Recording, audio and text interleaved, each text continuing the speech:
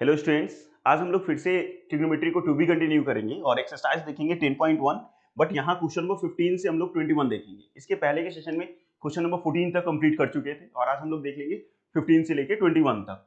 बस ये लास्ट होगा और ये एक्सरसाइज कंप्लीट हो जाएगा 10.1। ये जो 10.1 आपको एक्सरसाइज दिख रहा है वो एक्सरसाइज कंप्लीट हो जाएंगे पूरा का पूरा, और उसके बाद के जो वीडियोस आएंगे वो आपके 10.2 से आएंगे, नेक्स्ट एक्सरसाइज से आएगा। ठीक है, तो चलिए वीडियो को शुरू करते हैं और बारी बारी से क्वेश्चन देखते हैं।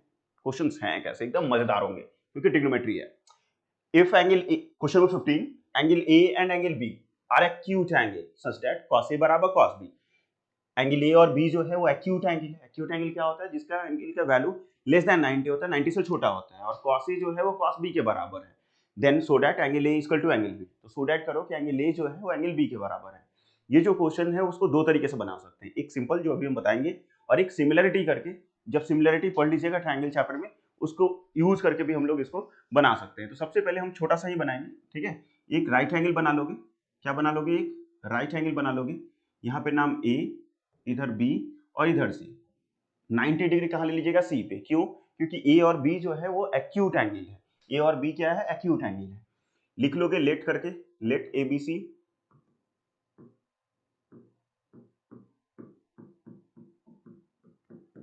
is a right angle such that angle C equal to 90 degree. ठीक है, ABC जो है वो आपका राइट ट्रायंगल है, राइट ट्रायंगल है, और एंगल C पे कितना है? 90 डिग्री, मतलब राइट एंगल है वहां। अब यहाँ पे मैंने आपको बताया था कि जहां एंगल बनेगा वही उसका बेस। प्रीवियस क्वेश्चन जो बनाए थे हम लोग उस क्वेश्चन में देखे थे कि जहां एंगल बनेगा वही उसका बेस होगा। तो यहाँ पे एक बार cos A ले, मतलब एक बार A पे बेस ले लेंगे, मतलब A एंगल ले रहे हैं तो ये बेस हो जाएगा और ये परपेंडिकुलर। ठीक है, ये परपेंडिकुलर हो जाएगा। जहां एंगल बनेगा वही उसका बेस, ये हमेशा याद रखोगे। तो cos A अगर यहां से निकालिएगा, cos A का वैल्यू अगर निकालोगे यहां से तो वो हो जाएगा b बाई एच। तो b by H means AC divided by hypotenuse AB। Value तो दिया हुआ नहीं है तो बस इतना ही छोड़ दीजिएगा। नेक्स्ट अगर cos B निकालिएगा यहां से, अगर cos B का वैल्यू निकालोगे तो cos B के लिए फिर से वही b बाई एच ही होगा, लेकिन अब बेस जो है वो चेंज हो जाएगा। कैसे चेंज हो जाएगा? क्योंकि एंगल इस बार कहां बन रहा है? बेस पे, बी पे बन रहा है। तो ये बेस हो जाएगा, ये बेस हो जाएगा और ये परपेंडिकुलर हो जाएगा। जहां एंगल बनेगा वही उसका बेस, जहां एंगल बनेगा वही उसका बेस। तो इस बार आपका BC जो है वो बेस हो जाएगा और हाइपोटेनस आपका सेम रहेगा AB का AB, क्योंकि हाइपोटेनस चेंज नहीं करता है। गिवन में आपका दिया हुआ है, क्या इसके नीचे लिखिएगा, गिवन में आपका दिया हुआ है cos A जो है वो cos B के बराबर है। cos A जो है वो cos B के बराबर है। cos A किसके बराबर है? तो AC बाई AB, और cos B किसके बराबर है? तो BC बाई AB। ठीक है, AB से AB कैंसिल आउट, दोनों कट जाएंगे। AB से AB दोनों कट जाएगा क्योंकि ये डिवाइड में इधर है तो मल्टीप्लाई, AB से AB कटेगा। देन आपका बचेगा क्या? AC बराबर BC। AC जो है वो किसके बराबर आ जाएगा? BC के बराबर आ जाएगा। अगर AC BC के बराबर आ गया, ये साइड और ये साइड इक्वल हो गया, तो हम लोग जानते हैं कि किसी भी ट्रायंगल में दो साइड अगर इक्वल हो जाए, किसी भी ट्रायंगल में दो साइड इक्वल हो जाए, वैसे ट्रायंगल को हम लोग प्यार से आइसोसेलेस ट्रायंगल बोलते हैं। तो हम लोग लिख सकते हैं therefore ABC is an isosceles triangle. ABC क्या हो जाएगा मेरा? आइसोसेलेस ट्रायंगल हो जाएगा। और आइसोसेलेस का प्रॉपर्टी होता है कि बेस एंगल्स इक्वल होंगे, बेस एंगल्स इक्वल होंगे मींस एंगल A जो होगा वो एंगल B के बराबर होगा। ठीक है, एंगल ए जो होगा वो एंगल बी के बराबर होगा, और यही प्रूव करना था कि एंगल ए जो है एंगल बी के बराबर है। ठीक है, तो angle A is equal to angle B. Easily हो गया, कोई दिक्कत नहीं है। और एक आपको तरीका सिखा देंगे सिमिलरिटी का भी बाद में। ठीक है, चलिए अगले क्वेश्चन की तरफ बढ़ते हैं। क्वेश्चन नंबर 16, इसमें क्या है? इन अ ट्रायंगल एबीसी, एबीसी फिर से ट्रायंगल दिया और राइट एंगल एट ए पे 90 डिग्री, इस बार सी पे नहीं है, ए पे 90 डिग्री है। ठीक, राइट एंगल फिर से बना लोगे, बना लिए, और ए पे 90 डिग्री दे दो। तो इधर बी और इधर खोपड़िया पे इसका सी दे दीजिए। ठीक है, खोपड़िया पे सी दे दिए। tan c बराबर root under root 3। tan c किसके बराबर है? रूट 3 के बराबर। इसके नीचे कुछ नहीं है तो 1। tan बराबर क्या होता है? Perpendicular divided by base, perpendicular divided by base. तो tan c का बात कर रहा है, मतलब ये एंगल यहां बन रहा है तो ये बेस होगा, ये परपेंडिकुलर होगा, ये बेस होगा और ये आपका परपेंडिकुलर हो जाएगा। तो p बाई बी, तो यहाँ p बाई बी क्या होगा? तो परपेंडिकुलर आपका √3 और ये आपका 1 हो गया। इसके मदद से क्या निकालेगा, हाइपोटेनस मींस BC निकाल लोगे, ठीक है। इसके मदद से क्या निकालोगे, BC का वैल्यू निकालिएगा। BC स्क्वायर बराबर हाइपोटेनस का स्क्वायर बराबर परपेंडिकुलर का स्क्वायर प्लस बेस का स्क्वायर। तो कहोगे सर परपेंडिकुलर का स्क्वायर कीजिए, AB square plus BC square, नहीं AC स्क्वायर, तो ये आ जाएगा आपका √3 का स्क्वायर और ये आपका 1 का स्क्वायर, तो ये 3 प्लस 1 4, ठीक है। √4 का वैल्यू 2 हो जाएगा, मतलब ये जो हाइपोटेनस आएगा वो 2 के बराबर आ जाएगा। BC स्क्वायर और यहाँ से BC, यहाँ भी से BC, तो BC बराबर कितना आ गया, 2 के बराबर 2 आ गया। जैसे BC 2 आ गया, अब क्या करना है, find the value of sin B cos C plus cos B sin C। मतलब यहां से आपको sin B का वैल्यू निकालना है, sin B का वैल्यू निकालना है, क्या होगा, ठीक है। उसके बाद cos C का भी वैल्यू निकालना है, क्या होगा, और ये भी निकल जाए तो फिर cos B का भी वैल्यू निकालना है, क्या होगा, और ये भी निकल गया तो फिर sin C का भी वैल्यू निकालना है, क्या होगा। सब तो वैल्यू निकालवाइए दिया, छोड़ा क्या हमसे, sin C भी। अब देखो पहले हम लोग जो लिख चुके हैं उसके लिए C वाले अगर देखते हैं, C के लिए देखते हैं तो ये परपेंडिकुलर, ये बेस और हाइपोटेनस हमेशा सेम, वो कभी चेंज नहीं करेगा, वो हमेशा सेम, वो चेंज नहीं करेगा। तो C के लिए भी देख रहे हैं, C पे बेस लिए ना ये, तो C वाला निकालते हैं। जैसे sin C निकालना है तो परपेंडिकुलर बाई हाइपोटेनस, तो ये AB और डिवाइडेड बाई हाइपोटेनस क्या हो जाएगा, BC। AB किसके बराबर है, तो √3, और ये नीचे वाला किसके बराबर है, 2 के बराबर। cos C देखेंगे तो बेस बाई हाइपोटेनस, तो बेस है आपका AC और हाइपोटेनस आपका BC ही है, तो ये बेस आपका 1 दिया हुआ है और ये आपका 2 दिया हुआ है। सर ये समझ नहीं आया, तो ये ठीक से समझा दीजिए। देखिए आराम से, यहाँ पे आपका tan C दिया हुआ था √3, तो इसके नीचे कुछ नहीं था तो 1, तो C पे एंगल बना था, तो जहां एंगल बने वही उसका बेस, तो C पे एंगल बन रहा है तो ये बेस होगा, ये परपेंडिकुलर हो जाएगा। तो P किसके बराबर है, √3 के बराबर, बेस किसके बराबर है, 1 के बराबर। हाइपोटेनस निकाले तो वो किसके बराबर आया, 2 के बराबर। अगर sin C निकालिएगा तो परपेंडिकुलर बाई हाइपोटेनस होगा, तो √3/2 हो जाएगा, क्योंकि परपेंडिकुलर आपका √3 है। cos C निकालोगे तो वो B/h होता है, तो B आपका 1 है और h आपका 2 है, तो 1/2 हो गया। अब यहाँ पे sin B और cos B का वैल्यू निकालना है इस दोनों की, तो B पे जैसे ही एंगल बनाएंगे हम लोग, एंगल कहाँ बनाते हैं, अब B पे अगर एंगल बना रहे हैं तो ये बेस हो जाएगा और ये परपेंडिकुलर हो जाएगा, ठीक है। इक्वल टू देना जरूरी नहीं है वहां, मैं तो आपको समझाने के लिए लिख रहा हूँ। ये आपका बेस होगा और ये परपेंडिकुलर। एक चीज हिंदी में कैसे याद करोगे, जहां एंगल बनेगा वही उसका बेस होगा, जहां एंगल बनेगा वही उसका बेस हो जाएगा।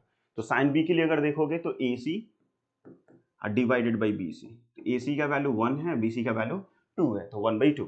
cos B का अगर वैल्यू देखोगे तो B/h होता है, तो AB डिवाइडेड बाई BC, तो ये आपका कितना है, √3 डिवाइडेड बाई 2। तो cos B cos C निकाल लिए, sin B sin C निकाल लिए। वैल्यू किसका निकालना था ये देख लीजिए, वैल्यू निकालना था यहां से यहां तक का, तो ये वैल्यू है आपका sin B cos C plus cos B sin C, ठीक है। अब वैल्यू पुट कर लो, sin B किसके बराबर है, 1/2 के, तो 1/2 के। cos C किसके बराबर है, cos C, where is cos C, ये भी 1/2, तो 1/2। cos B किसके बराबर है, √3/2, वैल्यू देखते जाओ, पुट करते जाओ, √3/2। और sin C किसके बराबर है, sin C भी आपका √3/2 ही है, वहां से यहां बैठे हुए हैं, √3/2। ये पहला वाला अगर बनाओगे तो 1/4, इसको अगर बनाओगे तो 3/4, इस दोनों का एलसीएम लोगे 4 हो जाएगा, ठीक है। 1 + 3 4/4, कट छट के किसके बराबर आ जाएगा, 1 के बराबर। ट्रेडमार्क जरूर लगा दोगे ऐसे, ये अपना ट्रेडमार्क है, ठीक है। 4/4 कट के किसके बराबर आ जाएगा, 1 के बराबर आएगा। थोड़ा अच्छा था कंफ्यूजिंग, अभी जो आप शुरू में ट्रिग्नोमेट्री सीख रहे हो तो यहाँ थोड़ा सा कंफ्यूजिंग हो सकता है, बट डरिए नहीं, प्रैक्टिस कीजिए इस टाइप का क्वेश्चन, कहीं कोई दिक्कत नहीं होगा। सिर्फ नोट क्या करोगे कि जहां एंगल बनेगा वही उसका बेस होगा, बस। ये अगर लॉजिक आपको समझ में आ रहा है तो फिर कोई तकलीफ नहीं होगा आपको क्वेश्चंस बनाने में, ठीक है। और फिर भी तकलीफ हो रहा है, कमेंट करो यार, मैं हूं आपके लिए हमेशा, ठीक है। कमेंट करो क्यों नहीं समझ में आ रहा है, मैं बताऊंगा फिर।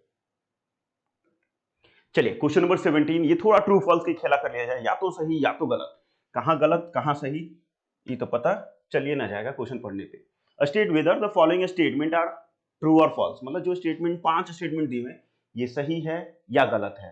पहला स्टेटमेंट दिया the value of tan A is always less than 1, tan A का जो वैल्यू होगा वो हमेशा 1 से छोटा होगा, जो पूरी तरीके से फॉल्स है। ठीक है, कारण भी बताना है तो बताता हूं कारण भी। ऑलवेज लेस देन 1, तो हम लोग अभी मतलब नेक्स्ट एक्सरसाइज अभी बस कुछ ही देरों के बाद जो नेक्स्ट एक्सरसाइज देखेंगे हम लोग, तो उसमें आपको tan 45 पढ़ाया जाएगा 1। ठीक है, tan 45 का वैल्यू, tan 45 डिग्री का वैल्यू 1 होता है, और tan 60 बराबर √3 होता है, और √3 का वैल्यू 1.732 होता है। तो यहाँ पे tan 45 1, tan 60 √3, और √3 का वैल्यू क्या 1.732। बट इन्होंने क्या बोला, लेस देन 1, 1 से छोटा। गलत है भैया, क्योंकि 1.732 है, ये तो अप्रोक्सीमेटली 2 के बराबर है, करीब करीब, तनी मनी कम है, बाकी तो दूध छुइए दिया था। ठीक है, और ये तो एग्जैक्ट 1 है, बट ये तो बोल रहे हैं लेस देन 1, तो ये फॉल्स है। ठीक है, क्योंकि tan का वैल्यू 1 से बड़ा भी हो सकता है। नेक्स्ट, sec बराबर 12/5 for some value of angle A. ठीक है, ए का कुछ भी अगर वैल्यू रखते हैं तो sec बराबर 12/5 हो सकता है, तो एकदम हो सकता है। क्यों? क्योंकि sec ए बराबर अगर देखिएगा तो ये 12/5 दिया हुआ है, ऊपर हाइपोटेनस होता है और ये आपका बेस होता है, h/b, हाइपोटेनस बाई बेस। अब यहाँ हाइपोटेनस बड़ा है कि नहीं बड़ा है, hypotenuse is greater than base, तो ऐसा कंडीशन हो सकते हैं, एकदम हो सकता है, क्योंकि हाइपोटेनस हमेशा बड़ा होता है बेस से, परपेंडिकुलर से भी, तो यहाँ बड़ा है, तो हाँ ये हो सकता है। ठीक है, कारण यही कि हाइपोटेनस जो है वो बड़ा है किससे, बेस से, तो ये ट्रू हो जाएगा। नेक्स्ट, तीसरा में देखोगे तो cos A is abbreviation use for cosecant of angle A. Cosecant को बोलते हैं कॉसेक, इसका शॉर्ट फॉर्म क्या होता है, कॉसेक।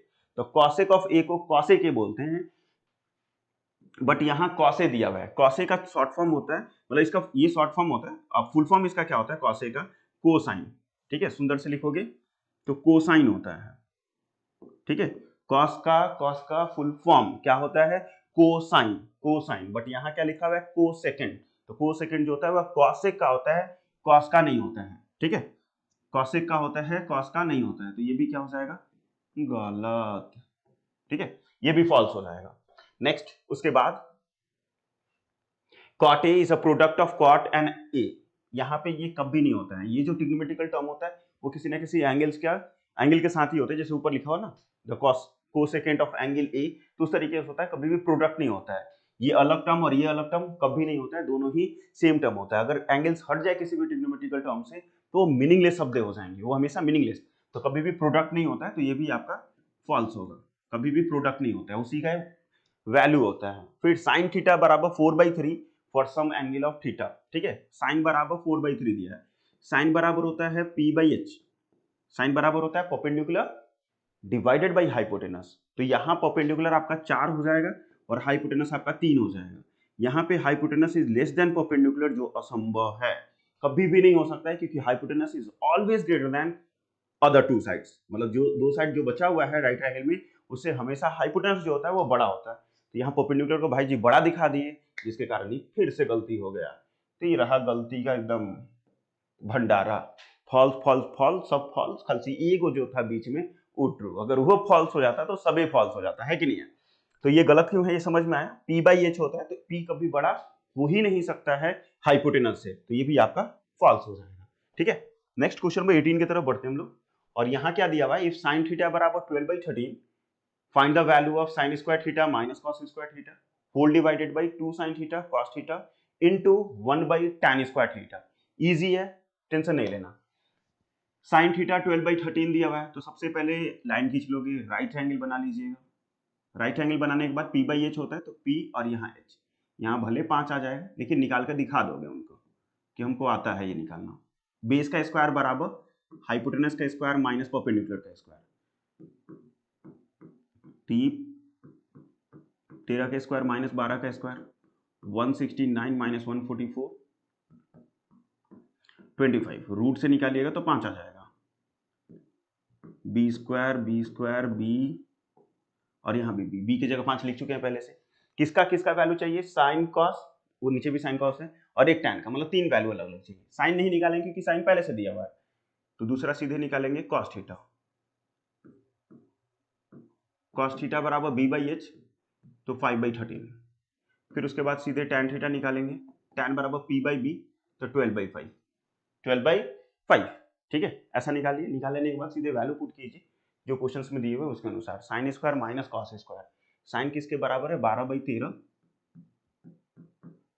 का whole square minus cos theta 5/13 का स्क्वायर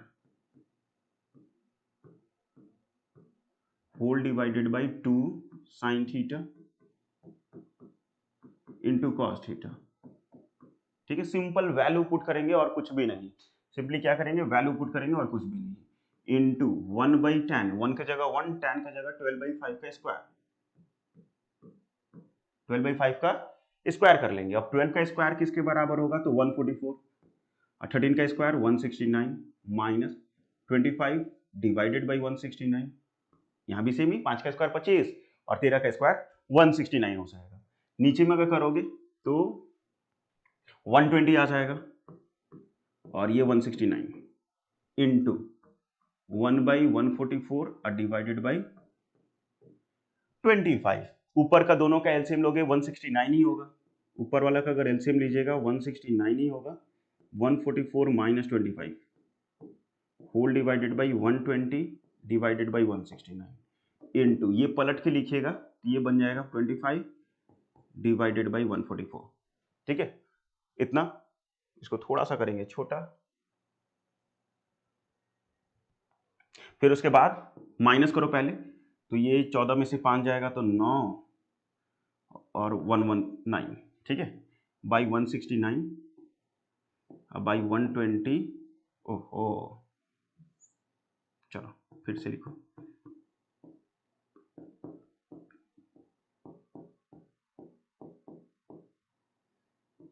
इंटू 25 बाई 144 जैसा था वैसा ही। जब भी चार टर्म दिखे ऊपर का 2 जस का तस, नीचे वाले को पलट के लिखेंगे, ऊपर का 2 जस का तस, ऊपर वाला 2 जस का तस लिख लोगे और नीचे वाले को पलट के लिख लोगे, और इधर में 25 बाई 144 जैसा आया था वैसा ही। ठीक है, ये आपका पूरा का पूरा कट जाएगा, ये आपका पूरा का पूरा 169 कट जाएगा। 5 से अगर इसको काटोगे तो 50 25, 5 से काटोगे तो 24 बार में ये भी कट जाएंगे, और तो हमको नहीं लगता है कि कहीं भी कटने वाला है। तो ये आ जाएगा 19 25 95, 5 से कहीं 5, 595 डिवाइडेड बाई 24 गुना 144 करना पड़ेगा, तो 12 12 144, फिर 12 से करोगे 17 28 और 2 से 56, 17 दूनी 34, देख लो 3 4 5 6 आ रहा है क्या? ठीक है, ये आंसर मिला लीजिए आपका 595 डिवाइडेड बाई 3 4 5 6 आ जाएगा। ठीक है, थोड़ा सा कैलकुलेशन से, मतलब ऐसा नहीं बोलेंगे हार्ड यार, इजी है, क्या दिक्कत है? ठीक है, इजी है, कोई दिक्कत तो मुझे नहीं लगता है, हो जाएगा। फिर बढ़ते हैं आगे। ठीक है, नेक्स्ट क्वेश्चन की तरफ, क्वेश्चन नंबर 19। यहां देखो 19 में सेक ए बराबर 4/5 वेरीफाई दैट, वेरीफाई दे दे, सो दैट दे दे, प्रूव दैट दे दे, ये सारे केसेस में एलएचएस इक्वल टू आरएचएस करते हैं। ठीक है, verify that, so that, prove that ऐसा रहे तो हमेशा एलएचएस इक्वल टू आरएचएस। और यहाँ पे थोड़ा सा अलग कैसे है कि एलएचएस भी बनाना पड़ेगा मुझे और आरएचएस भी सॉल्व करना पड़ेगा, क्योंकि दोनों में ही अननोन वैल्यू है। तो यहाँ सेक ए बराबर 4/5 है, साइन साइन नीचे दिख रहा है, कॉस कॉस दिख रहा है, उधर टैन दिख रहा है, मतलब साइन कॉस और टैन का वैल्यू निकालना है। तो पहले तो एक राइट एंगल बना लोगे आराम से। ठीक है, tan सेक बराबर क्या होता है h बाई बी, इसके मदद से ये निकालोगे तो पक्का 3 आ जाएगा। निकाल लोगे क्या? खुद से निकाल लोगे। परपेंडिकुलर बराबर हाइपोटेनस के स्क्वायर माइनस बेस का स्क्वायर, तो 25 माइनस 16 9 का वैल्यू √3 आ जाएगा, 3 आ जाएगा, √9 का वैल्यू 3 आ जाएगा। साइन ए अगर निकालिएगा यहाँ से तो साइन बराबर p/h मीन्स 3/5, कॉस ए अगर निकालोगे तो वो 4/5, ठीक है, और tan ए अगर निकालिएगा तो वो आ जाएगा आपका 3/4। साइन कॉस टैन तीनों निकालिए, p/h b/h और p/b की मदद से। एलएचएस अलग बनाएंगे, आरएचएस अलग बनाएंगे। तो ये मैं ट्रायंगल वाला पार्ट मिटा देता हूँ, ठीक है, आप निकाल के दिखा दोगे, और एलएचएस लिखोगे अलग, इधर वाले को एलएचएस, उधर वाले को आरएचएस। तो एलएचएस में 3 sine A minus 4 sine cube A whole divided by 4 cos cube A minus 3 cos A. ठीक है, वैल्यू पुट कर लीजिए, 3 की जगह 3, साइन ए किसके बराबर होगा तो 3/5 के, माइनस 4 की जगह 4, साइन क्यूब ए है तो क्यूब मतलब इसी का वैल्यू लिख के और क्यूब करना पड़ेगा, तो 3/5 का क्यूब होल डिवाइडेड बाई 4 की जगह 4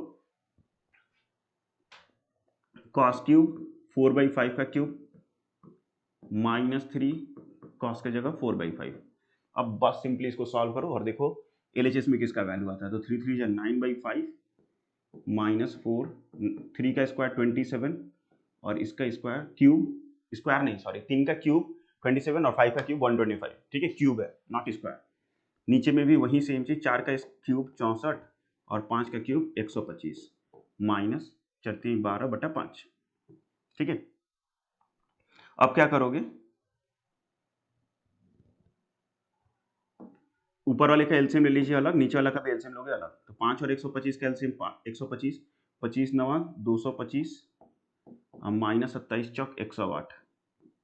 ठीक है, फिर नीचे वाले का भी एलसीएम वैसे ही 125 ही होगा आपका, और ये 16 चौक नहीं 64 चौक 256 256 माइनस ये 25 से गुना 25 और 12 300। ठीक है, 25 250 हाँ 300 एकदम सही है, सही है। अब माइनस करके देखो कितना कितना आ रहा है। पहला वाला को अगर माइनस करोगे तो 17117 आ जाएगा डिवाइडेड बाई 125, और नीचे वाला को माइनस करोगे तो माइनस में 44 आ जाएंगे, माइनस में 44 आ जाएगा और नीचे 125। 4 टर्म जब भी रहे तो ऊपर का 2 टर्म जस का तस और नीचे वाले को पलट के लिखोगे। ठीक है, तो ये पूरा और ये पूरा कट जाएगा, 13 और 9 और 44 में कोई रिश्ता तो लग नहीं रहा है मुझे, तो ये आ जाएगा -117 डिवाइडेड बाई 44। ठीक है, अगर कैलकुलेशन सारा सही है तो ये वैल्यू आ गया। अब आरएचएस देखोगे। ठीक है, सिंपली वैल्यू रख के पुट करिए और जो ज़्यादा कुछ कर नहीं सकते हो। आरएचएस में आपका क्या है, 3 tan A minus tan cube A whole divided by 1 minus 3 tan square A। ठीक है, 3 की जगह 3 tan A किसके बराबर है, 3/4 के, इंटू में आप लिख लो 3/4 माइनस 3/4 का cube whole divided by 1 minus 3/4 का स्क्वायर। इसको सॉल्व करो तो 3 3 9/4 माइनस 3 का क्यूब 27 और ये 64 होल डिवाइड बाई 1 माइनस 3 का स्क्वायर 9, 4 का स्क्वायर 16। फिर से वही ऊपर का एलसीएम अलग, नीचे का एलसीएम अलग लोगे। तो ऊपर वाला का एलसीएम लोगे तो 64 हो जाएगा, 16 चौक 64, 16 9 144 माइनस 27 होल डिवाइडेड बाई, इसका एलसीएम लोगे तो 16, तो 16 माइनस 27 डिवाइडेड बाई 16 आ जाएगा। ऊपर वाला माइनस करो, 144 माइनस 27, 7 13 में से 2 गया तो 11 डिवाइडेड बाई 64, और नीचे वाला माइनस करोगे तो 7 4 11 हाँ, अब आई 16। फिर ऊपर में 4 टर्म जब भी रहे तो ऊपर का 2 जस का तस, नीचे वाले को पलट के लिखोगे और ये इससे इसको काट दिया 4 बार में, -117 डिवाइडेड बाई 44। अब ये दोनों वैल्यू मिला के देखिए सेम है कि नहीं, 117 डिवाइड बाई 44, 117 डिवाइड बाई 44, दोनों में माइनस, दोनों में माइनस। जैसे ही दोनों में माइनस हो गया तो लास्ट में प्यार से क्या लिख दोगे, hence LHS equal to RHS. ठीक है, एक शब्द लिख दोगे ऐसे, hence LHS equal to RHS, बस हो गया। ठीक है, थोड़ा सा कैलकुलेशन था, ऐसा नहीं है कि नहीं था, बस बन ही जाएगा, कोई दिक्कत तो है नहीं। नेक्स्ट देखिए, यहाँ पे थोड़ा सा रूट से भी डरा रहा है, डरोगे नहीं। cot थीटा बराबर 3/4 prove that sec theta minus cosec theta divided by sec theta plus cosec theta किसके बराबर, 1/√7 के बराबर। ये क्वेश्चन नंबर 20 का बातें हैं। तो क्वेश्चन नंबर 20 में cot थीटा दिया हुआ है, तो फिर से राइट एंगल बना लोगे लाइन खींच के। ठीक है, cot बराबर क्या होता है, b/p, तो ये b ये p, तो ये h निकल जाएगा 5। फिर से आप पाइथागोरस थ्योरम से निकाल लीजिएगा, सेम टू सेम उसे निकल जाएगा। किसका किसका वैल्यू चाहिए, तो सेक और कॉसेक थीटा का। तो सेक थीटा बराबर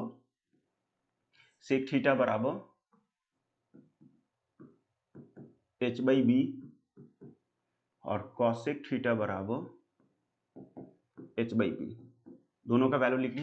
प्रूफ दैट रहेगा तो इधर वाले को LHS और इधर वाले को RHS। तो LHS में आप ये पूरा पार्ट लीजिएगा। ठीक है, ये LHS में रूट का रूट, सेक के जगह सेक का वैल्यू लिखो 5/3 माइनस कॉसेक की जगह 5/4 होल डिवाइडेड बाई 5/3 प्लस 5/4। ठीक है, इस दोनों का एलसीएम लोगे 12, 5 4 जा 20, 5 3 जा 15, फिर नीचे भी वैसे ही 5 4 जा 20, 5 3 जा 15, 12 का 12 पूरा रूट में। ठीक है, माइनस कर लीजिए तो 5/12 35/12। ठीक है, जब भी चार टर्म हो, जब भी कितने टर्म हो, चार टर्म हो, तो ऊपर का दो टर्म जस का तस, नीचे वाले को पलट के लिखोगे ऑलवेज और रूट। ये 12 से ये 12 कट जाएगा, ऊपर का जस का तस, नीचे वाले को पलट के लिखना है, तो 12 से 12 कटा और इसको इससे काटोगे तो 7 बार में कट जाएगा, तो ये आ जाएगा √1 डिवाइडेड बाई 7 और √1 का वैल्यू ऑलवेज 1। ठीक है, तो 1 डिवाइडेड बाई √7। यहाँ भी वही लास्ट में, hence LHS equal to RHS। Easily, सिर्फ रूट देख के डरना नहीं, रूट से कुछ होता नहीं है, आराम से बन जाना है, कोई दिक्कत है नहीं। तो ये भी बन गया, कोई दिक्कत है नहीं। बढ़ते हैं नेक्स्ट क्वेश्चन की तरफ, और लास्ट क्वेश्चन होगा और कंप्लीट हो जाएगा ये एक्सरसाइज। फिर अगला एक्सरसाइज देखेंगे, सारा ट्रिग्नोमेट्री देखेंगे, RS अग्रवाल बोल रहा हूँ, सॉरी, NCERT भी पूरा बनाएंगे। ठीक है, RD शर्मा पूरा कंप्लीट करेंगे आप लोग के प्यार के कारण, और फिर उसके बाद NCERT भी पूरा बनाया जाएगा, एक एक क्वेश्चन उसका भी। यहाँ देखिए कि दिया हुआ है क्या, if 3 cos theta minus 4 sin theta equal to 2 cos theta plus sin theta, find tan theta. tan theta का वैल्यू निकालना है, ये बराबर ये दिया हुआ। हमेशा हम लोग को ट्रायंगल बना के सीखे, लास्ट क्वेश्चन में तो ऐसा दिया ही नहीं, तो करेंगे क्या, ये जो क्वेश्चंस दिया हुआ है वो पूरा लिख लेने के बाद लाइक टर्म को एक तरफ करेंगे। जैसे 3 cos थीटा है तो 3 cos थीटा रहने देंगे, इधर में cos थीटा प्लस में है, इधर आएगा तो माइनस, इज इक्वल टू इधर sin थीटा है प्लस में, माइनस में 4 sin थीटा, इधर आएगा तो प्लस में। ठीक है, 4 इधर आगे कुछ नहीं है तो 1 है, तो 4 में 1 जोड़ेंगे 5 sin थीटा।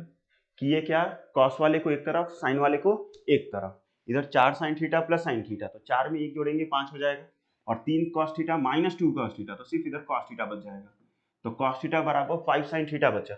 यहाँ पे क्या करेंगे, ये sin थीटा रहने देंगे, ये जो मल्टीप्लाई में आपको cos दिख रहा है इधर आएगा तो डिवाइड हो जाएगा, और ये 5 जो मल्टीप्लाई दिख रहा था इधर आएगा तो डिवाइड हो जाएगा, मतलब क्रिस क्रॉस टाइप में कर दिए, इसको इधर ले आए और इस 5 को इधर ले आए।